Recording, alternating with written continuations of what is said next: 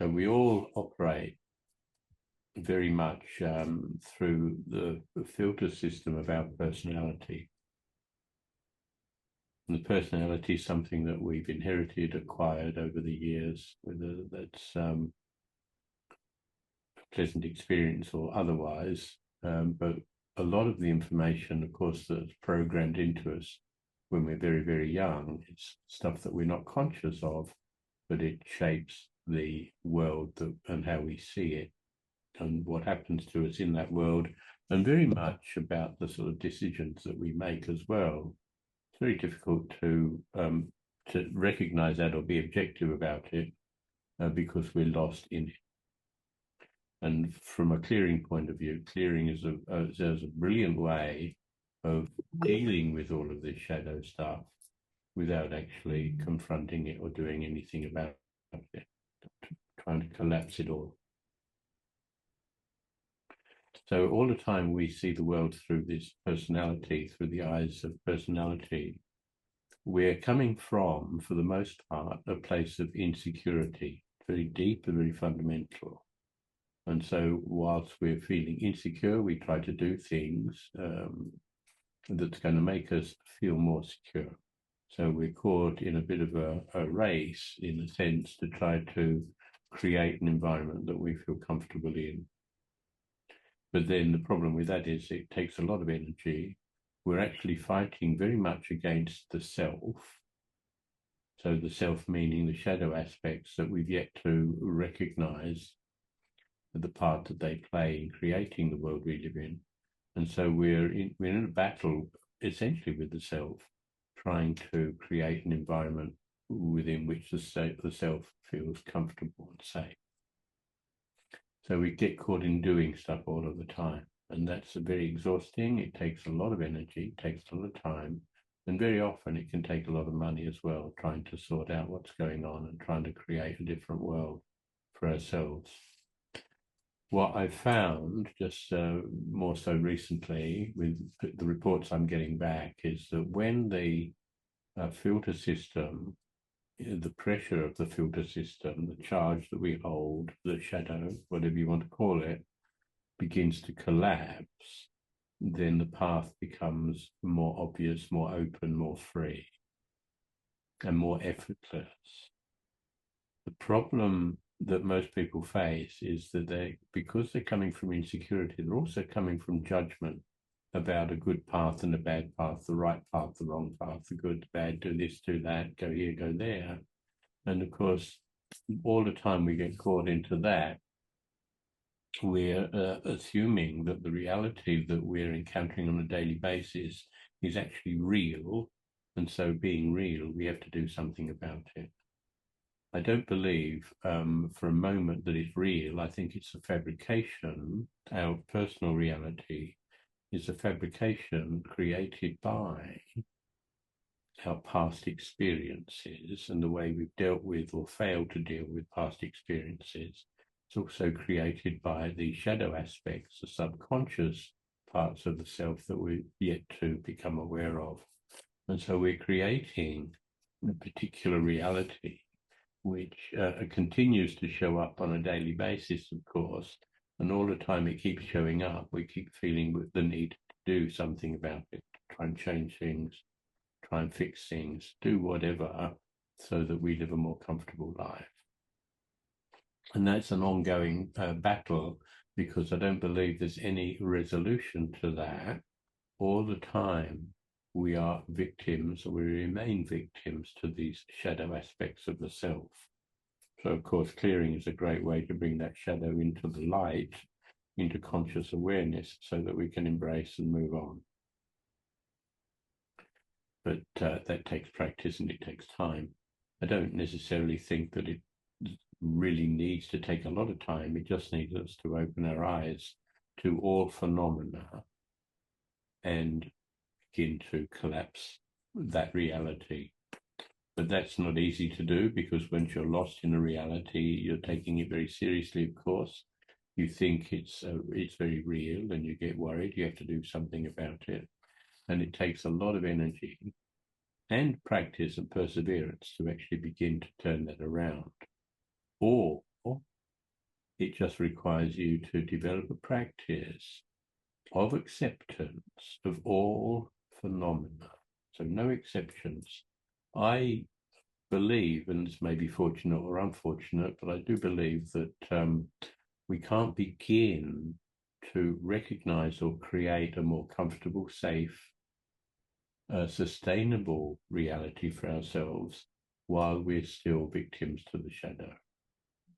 So the shadow has to collapse one way or another before we can begin to see clearly and before the path opens up.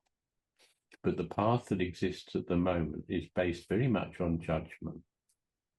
And so we're always judging whether this is good or bad, right or wrong, and we judge ourselves quite critically, which isn't very helpful in the bigger picture either. So trying to step back for a moment to observe what's going on in our world and recognize how it has been created is the beginning of making some positive change to that reality. Not taking yourself seriously, of course, is a good start. But for most people, it's still a challenge because being lost without recognizing you're lost, there's no way you can actually step outside of that particular drama. What we try to do, though, what we try to do this evening is to get you to be much more conscious of where you are in the moment. We spoke about this briefly over dinner, about being in the here and now, being in the moment.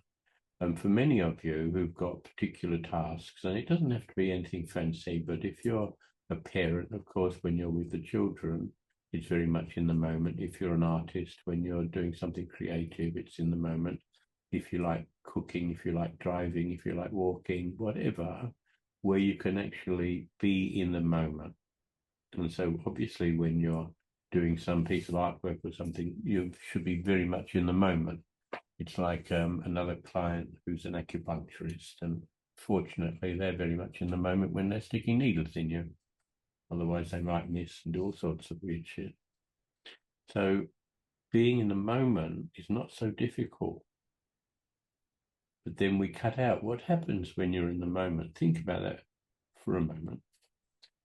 That your mind, if you have a mind, what passes for your mind anyway, your awareness, is very much focused on the task in the here and now, which means there's no room in the mind, the little mind, for all of the noise and the chatter, for all the questioning, for all the judgment.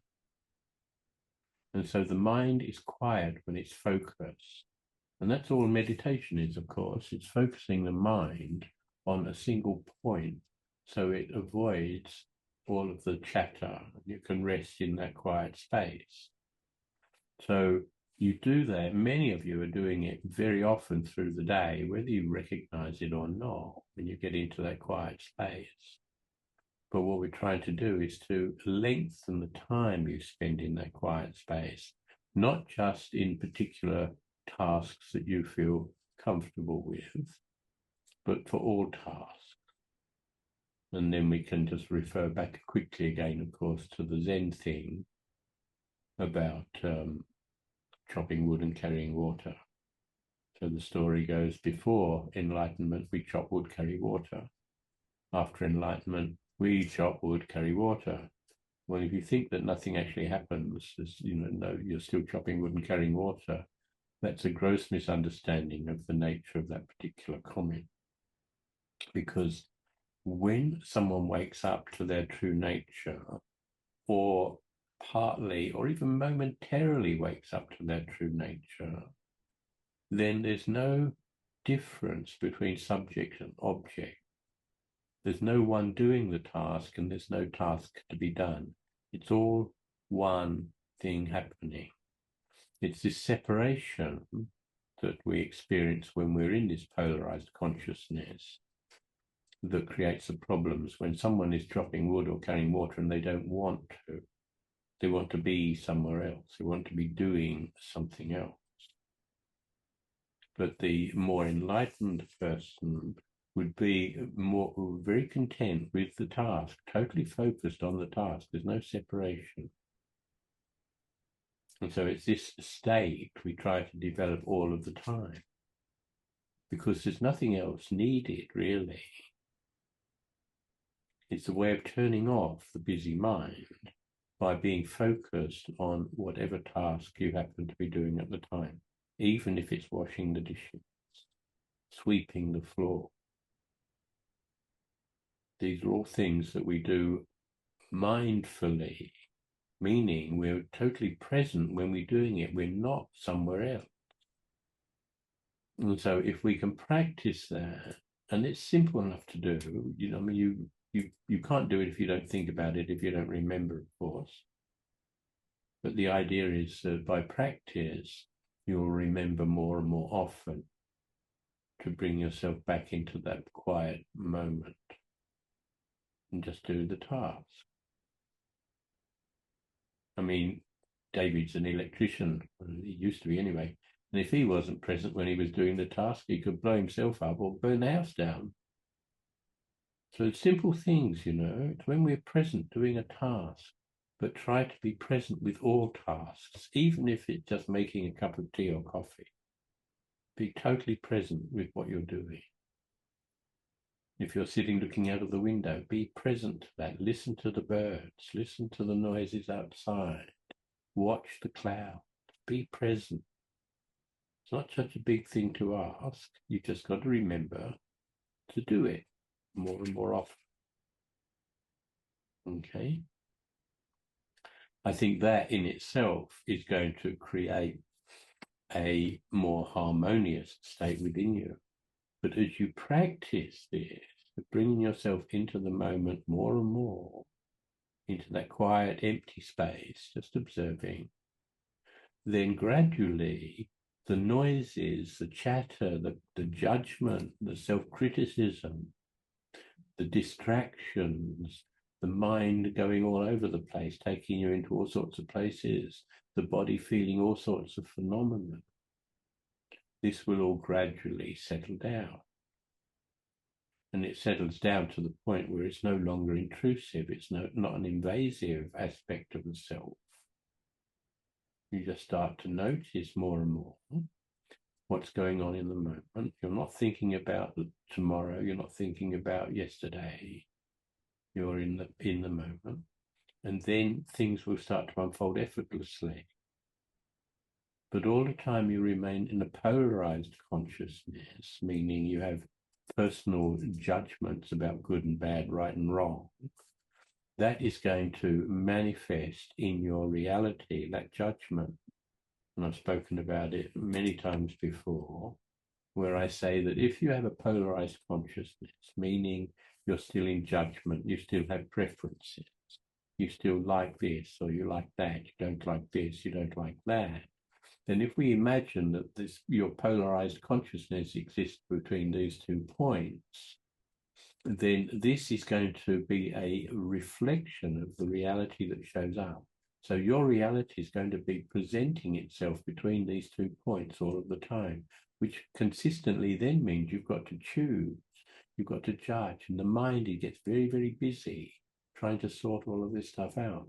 But then you're going to meet all sorts of phenomena on your path, whether that's a person, a situation, an experience, a place, that is going to reflect that polarization back to you, which then gives you the concept, the idea, strengthens the belief that this is actually real. This reality is real, but it's very personal.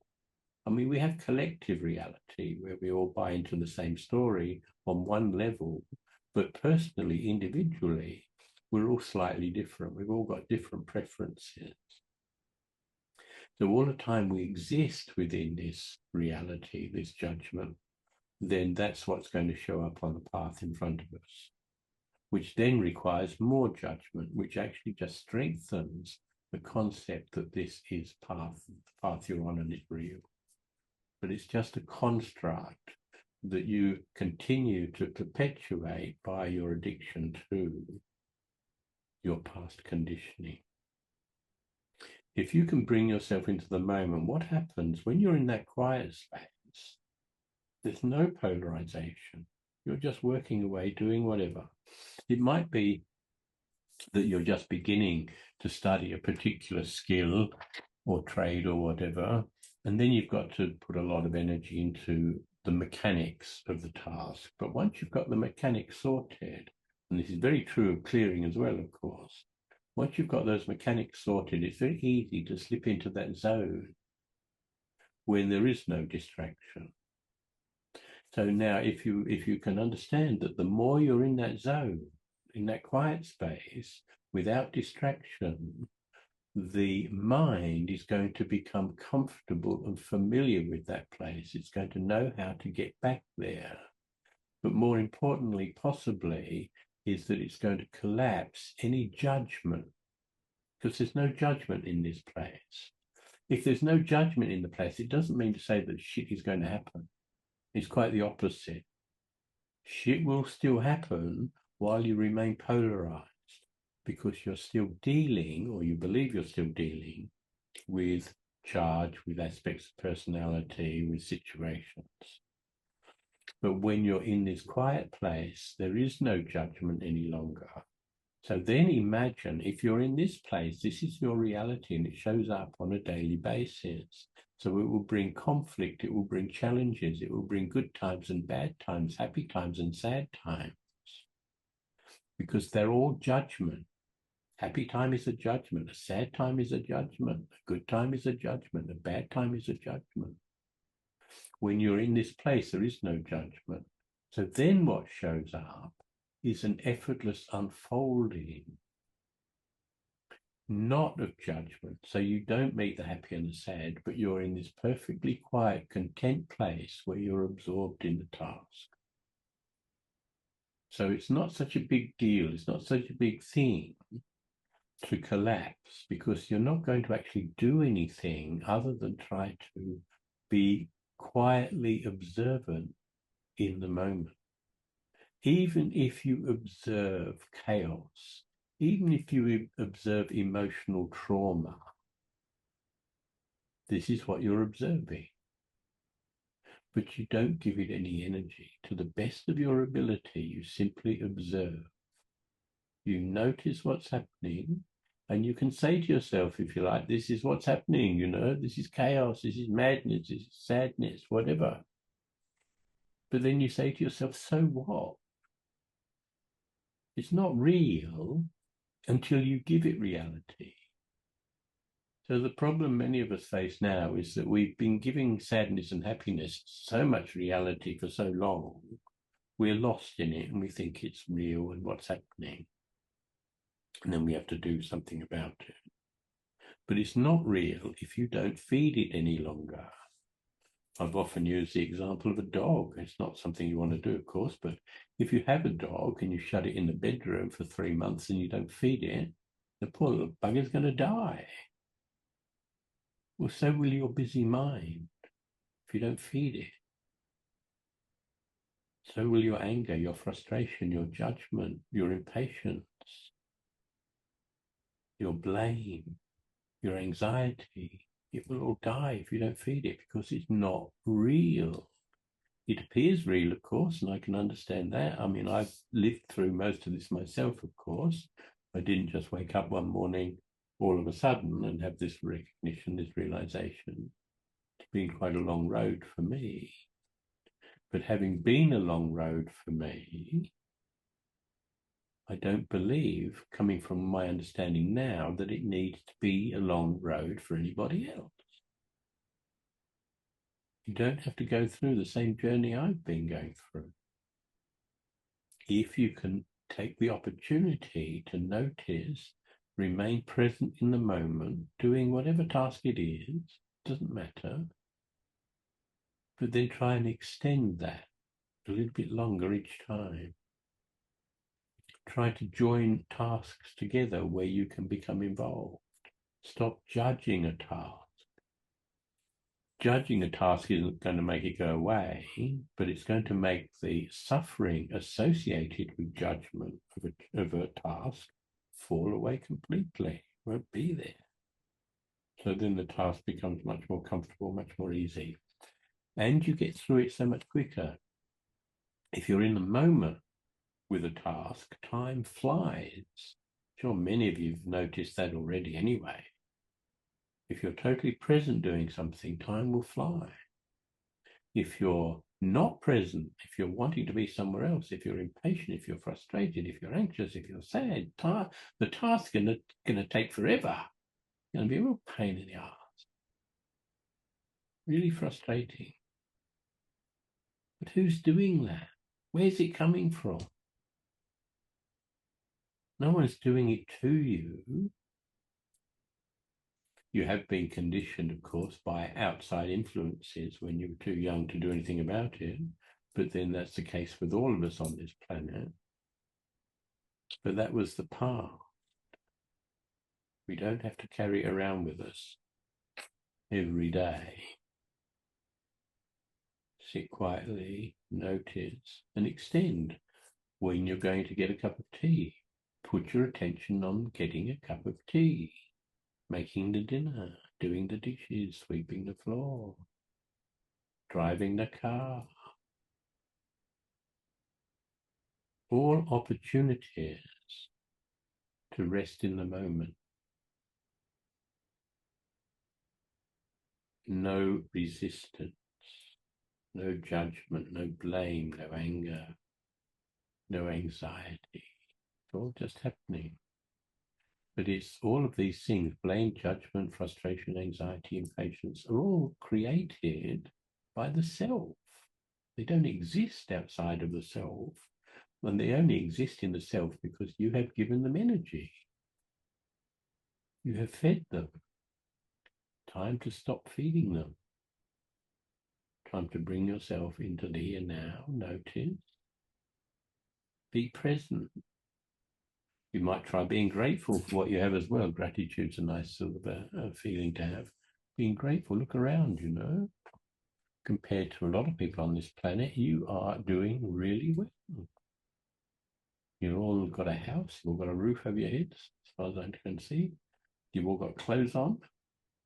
You've all got food in your stomach.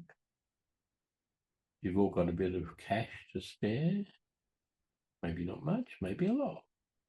But you're all doing very well compared to the majority of people on this planet. Stop complaining. Stop trying to change things. Stop trying to make it better. It's fine. If you get out of the way, you'll recognize that everything is just fine, moving along very nicely. And then you'll start to attract that energy into your life. You'll start to see it more and more often.